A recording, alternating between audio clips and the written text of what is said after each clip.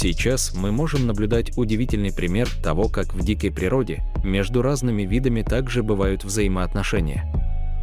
В степях Африки обезьяны нашли себе удивительное развлечение. Они прыгают прямо на спину кабану, изо всех сил держатся лапами за гриву. Кабан, конечно, в шоке от происходящего и с перепуга начинает быстро бегать, а обезьяны в тем времени получают большое удовольствие от езды верхом. Выглядит это, конечно, очень необычно и смешно.